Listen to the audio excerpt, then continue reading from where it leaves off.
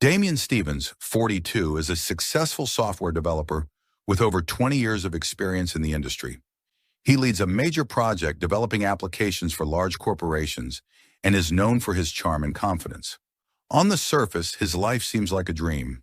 A beautiful home, a successful career, a wife, and two children. His wife, Hannah Stevens, 38, was once a successful attorney, but after the birth of their children, she left her job to focus on charity work. She became an active participant in various Ashwood initiatives, helping young mothers and children in difficult situations. However, behind this facade lies a tension that has been building for years. Their relationship started cooling off a few years ago, and Hannah increasingly felt isolated. Garrett Sanders, 45, is a renowned surgeon with an impeccable reputation in the medical community. His wife, Brooke Sanders, 36, is an interior designer often featured in articles about modern art and architecture. Like the Stevenses, Garrett and Brooke seem like a happy couple, supporting each other and raising a teenage son. But beneath this picture of happiness lurk deep personal conflicts. Garrett has a tendency toward control and manipulation, while Brooke, despite her creative and lively outward appearance, often feels stifled in the relationship. The Stevenses and Sanders met 5 years ago at one of the charity events organized by Hannah. Since then, they have become inseparable friends, frequently meeting for joint dinners, trips, and social events. Their lives seem full of stability and joy. No one on the outside could have guessed what was truly happening behind the closed doors of their luxurious homes. The first signs of an impending tragedy began to emerge at an exclusive gathering held at Brooke and Garrett's country house. It was a dinner for only their closest friends, a group that could be counted on one hand. Brooke, always the center of attention, was the driving force behind this gathering. The evening started with a traditional dinner, but the conversation soon turned more intimate when the idea of role-playing games to spice up their marriages was brought up. Brooke, joking and flirting, was the first to suggest partner swapping as a way to bring some novelty to marriages that had lasted more than a decade. At first, the idea seemed like a joke, but after a few glasses of wine, the suggestion took on a more serious tone. Initially, everyone laughed while discussing the possibilities of such games, but by midnight, the atmosphere in the room had grown more tense and intimate. In this circle, everyone felt safe enough to consider the idea as something more than just a one-time amusement. After lengthy discussions, the couples agreed on the initial rules. Everything stays within the game. No emotional attachments. This meeting marked the beginning of a series of events that would soon completely change their lives. The first night of the swap was unexpectedly awkward. Damian and Hannah swapped partners with Garrett and Brooke at their country house, a place the couples often used for relaxation. The evening began with nervous laughter and anticipation, but by morning, the couples parted ways, trying not to discuss what had happened. Each tried to make sense of the experience in their own way. For Hannah, the experiment felt strange. She couldn't shake the feeling that something had changed in her relationship with her husband. Damian, however, felt that it added something new to his routine. He noticed something in Brooke that began to draw him in, not just her appearance, but her hidden vulnerability. For him, it became more than just physical attraction.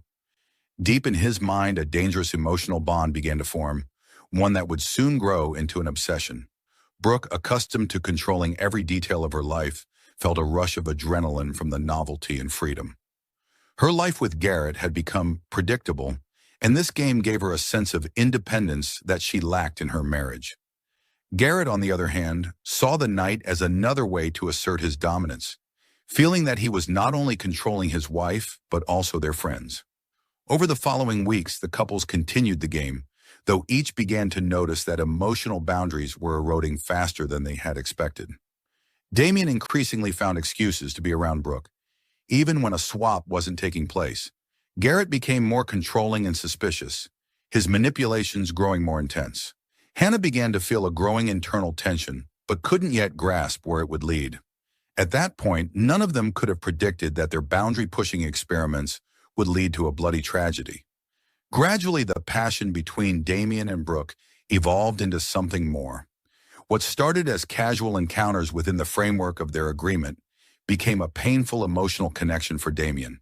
He began finding more excuses to spend time alone with Brooke, whether it was work meetings or seemingly innocent walks in the park. Brooke, on the other hand, saw their relationship as a way to escape the monotony of her life.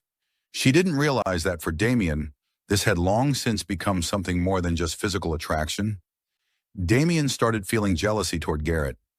Every time he saw them together, even in ordinary situations, emotions flared up inside him that he couldn't control. His mind was filled with thoughts of Brooke, even when he was with his wife and children. He tried to hide this from Hannah, but with each passing day, it became harder to do so. Garrett, although not voicing his suspicions, began noticing oddities in his wife's behavior. He became more vigilant, observing Brooke and Damien at their joint meetings. Garrett had always been someone who controlled every detail, but now his control was becoming obsessive. He started checking his wife's phone, tracking her movements through the GPS in her car, and even hired a private investigator to confirm his suspicions. But Garrett's feelings went beyond mere jealousy. Something darker began to take root inside him, a need to prove his superiority and control over everyone involved in the game. He said nothing directly, but constantly tested Damien, asking him questions about work and schedules, creating tension during friendly dinners. Meanwhile, Hannah, feeling her husband's growing distance, embarked on her own path to revenge.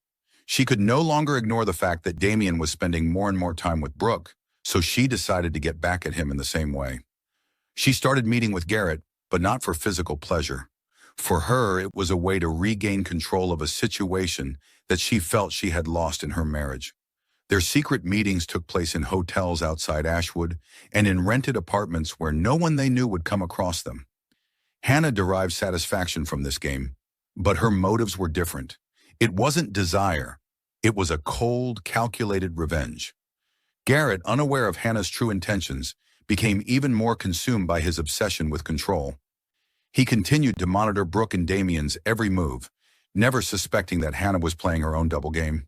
He began blackmailing Damien, hinting that he would reveal everything if Damien didn't tread carefully.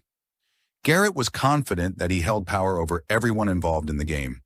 But when Hannah suggested they continue meeting behind their spouses' backs, Garrett felt like he was starting to lose control. He was used to everything in his life bending to his will, and Hannah's sudden push for independence unsettled him. It felt as though he was beginning to lose something important. One night in mid-January, Brooke accidentally came across strange messages on Garrett's phone. It was a series of texts from an unknown number discussing medical research that hadn't been mentioned in his usual work.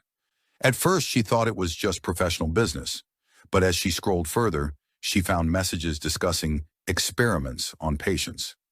These experiments clearly crossed the line of legal medical research. Shocked, Brooke decided to dig deeper into the materials. Soon she uncovered that Garrett had been involved in illegal medical experiments on humans, using unapproved drugs and methods. These operations had been kept secret from his official work, and only a select few colleagues were involved, risking their careers and reputations for large sums of money. For Brooke, this discovery was a huge shock. She realized she was living with a man who was willing to do anything for his career and ambitions. She also realized that Garrett would go to great lengths to protect his secrets, sparking a fear in her that she had never felt before. Brooke made the decision to end her relationship with Damien. She understood that she couldn't afford to take any more risks, knowing what her husband was capable of. She tried to gradually distance herself from Damien, coming up with different excuses to avoid seeing him. But Damien, blinded by his feelings for her, couldn't let her go so easily. He kept trying to figure out what had happened and why she suddenly began avoiding him. At the same time, Garrett, sensing Brooke's coldness, intensified his control over her. He couldn't allow his wife to rebel against him. He began manipulating her, threatening to expose her affair with Damien. He gathered evidence of their meetings, took photographs, and used threats to force Brooke back under his control. The tension escalated, and everyone involved in this drama began to realize that the situation was spiraling out of control. Garrett Sanders was beginning to lose the last remnants of control over his life. His need to dominate every aspect of not just his own life, but the lives of those around him had turned into an obsession. He no longer hid his fixation on maintaining power over Hannah and Damien. In a desperate attempt to dominate, Garrett started blackmailing Damien. He sent him several messages, threatening to reveal his secret meetings with Brooke. In those messages, Garrett hinted at evidence, photos, videos, and even threats to tell Hannah and their mutual friends everything. But that was only the first step. Garrett began crafting a plan to destroy Damien, seeing him as a direct threat to his influence. Everything Garrett believed to be within his control was now at risk, and he decided that eliminating Damien was the only way to regain it. He started setting Damien up by orchestrating small incidents at his workplace that would make his colleagues question his professionalism. Garrett also planted false evidence linking Damien to illegal activities. Garrett wanted to completely ruin Damien's career and reputation. Meanwhile, Garrett continued his illegal medical experiments, conducting them in a hidden lab. These operations brought him huge profits, but posed deadly risks to his patients. He created fake documents and falsified medical reports to cover his tracks. No one, his colleagues, family, or friends, suspected that Garrett was leading a double life. Garrett was confident that as long as he kept everything under control, no one would ever find out what he was really doing. Hannah realized that Garrett had crossed the line from manipulation and power games into something far more dangerous. She decided to end their relationship, but she knew that simply walking away wouldn't be enough. Hannah knew too much about his illegal activities, and Garrett wouldn't allow her to simply disappear from his life. So she took a risky step, anonymously leaking information about his illegal experiments to the hospital where he worked. She sent several letters detailing the violations, hoping they would trigger an investigation and stop him. But Garrett was smarter than she anticipated. He quickly discovered that information was leaking, and using his connections, figured out that Hannah was behind it. Instead of backing down, Garrett went on the offensive. He started threatening Hannah with physical violence if she didn't stop interfering in his affairs. He knew his reputation was at stake and was willing to go to any lengths to protect it.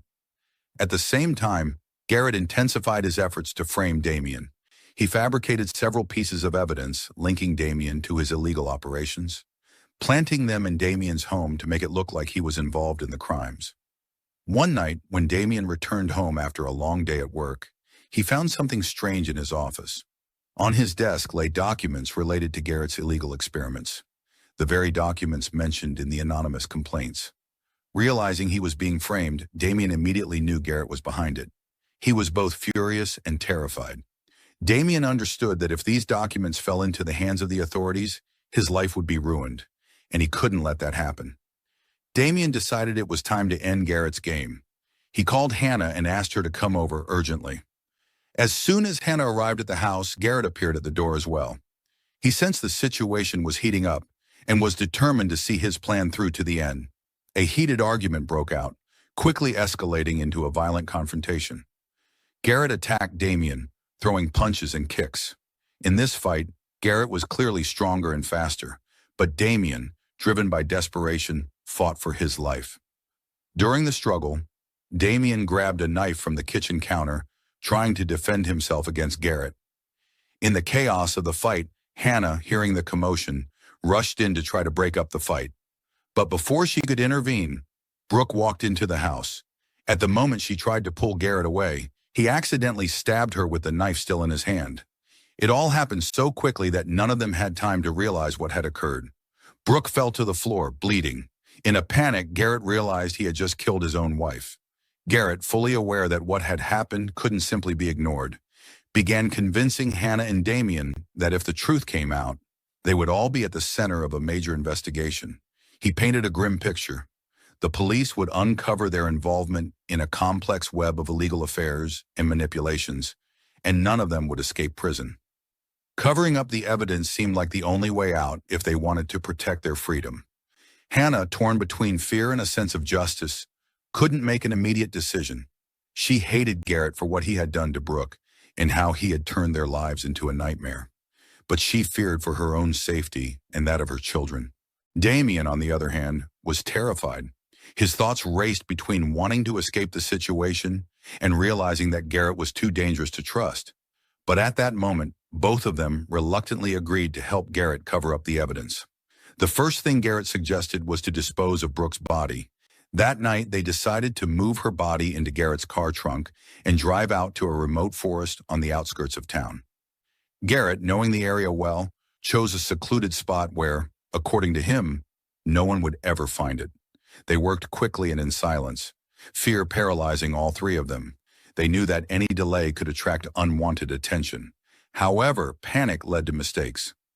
On the way to the forest, Garrett took a wrong turn, and on one of the isolated roads, a passerby spotted them, someone who would later become a key witness.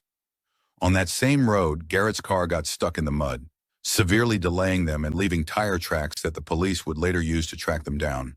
They were forced to call a local farmer with a tractor for help, further complicating the situation. The man, unaware of the crime, helped pull the car free but later provided the police with important details. When they finally reached the spot where they intended to bury the body, Garrett ordered Damien to help him dig. Hannah stood off to the side, unable to hide her horror. This night felt like a never-ending nightmare. She realized that she was now an accomplice and couldn't just walk away. But deep down, she had already begun forming a plan to escape this situation. After they buried the body, Garrett and Damien returned home, trying to erase any trace of the crime. Meanwhile, Hannah started secretly collecting evidence against Garrett. She began recording his threats and manipulations on a phone hidden in her bedroom and took photographs of any remaining clues in the house. Her goal was clear. When the time was right, she would turn everything over to the police and be rid of Garrett once and for all. But Hannah knew she had to proceed cautiously. If Garrett found out about her intentions, he would stop at nothing to destroy her. As Hannah secretly gathered evidence, Damien was formulating a plan of his own. He suggested to Hannah that they join forces and frame Garrett, shifting the entire blame for what had happened onto him. If they could convince the police that Garrett had acted alone, they had a chance to avoid punishment. They knew Garrett had fallen into his own trap, his illegal medical experiments, blackmail, and Brooke's murder.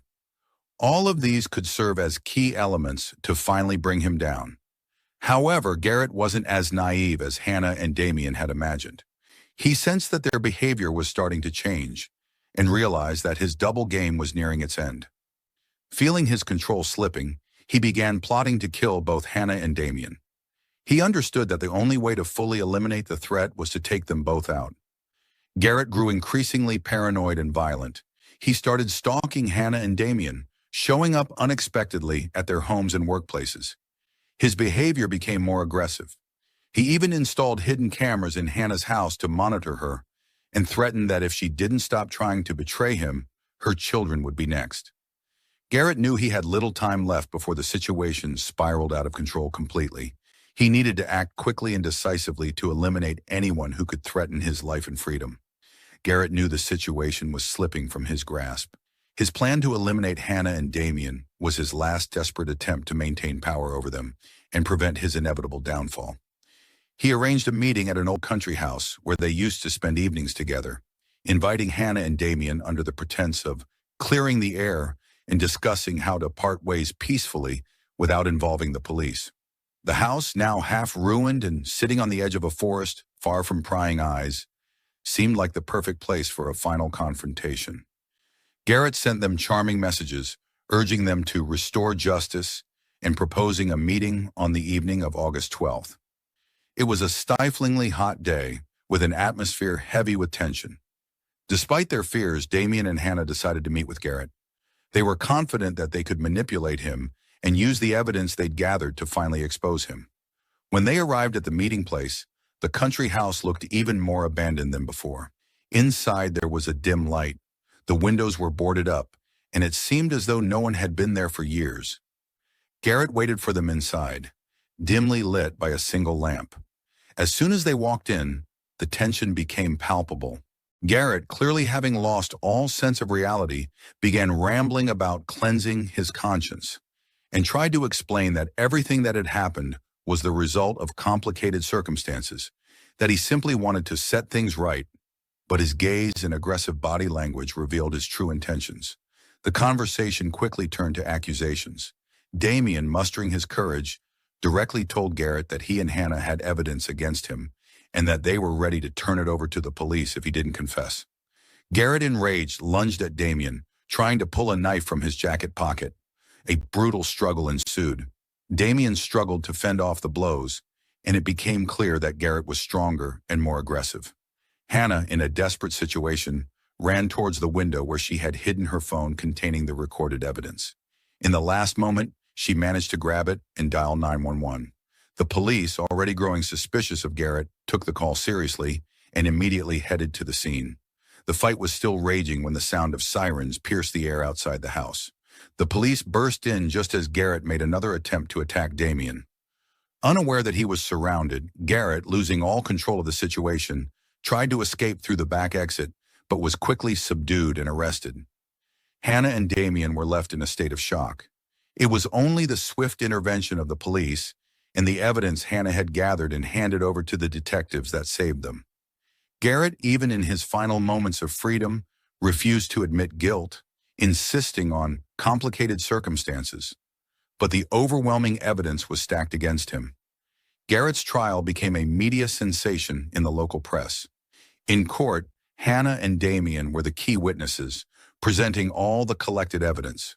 Recordings of Garrett's threats, his confessions regarding the illegal experiments and manipulations, as well as evidence linked to Brooks' murder. As expected, Garrett tried to shift the blame to everyone around him, even claiming to be a victim of circumstances. But his defense crumbled under the weight of undeniable proof. In the end, Garrett Sanders was found guilty of first-degree murder, illegal medical experiments, and attempted murder. He was sentenced to life in prison without the possibility of parole. Completely cut off from society, Garrett continued to deny his guilt even during the final moments of sentencing, claiming that he had been betrayed by those he trusted. Despite the conclusion of the trial and Garrett's conviction, Hannah and Damien's lives were forever altered. The tragedy that unfolded before them left deep emotional scars. Although Hannah had ultimately overcome Garrett, she could no longer trust people. Her once vibrant world, filled with close relationships and friendship, was shattered. She made the decision to leave Ashwood and start anew, far from the past, where no one would know her story. In a quiet, small town on the other side of the country, she hoped to leave the shadows of the tragedy behind. But the memories of what had happened haunted her every day. Damien also left town. His once successful career was destroyed by the scandal. He relocated to another state, trying to rebuild his life. But the memories of what had transpired would stay with him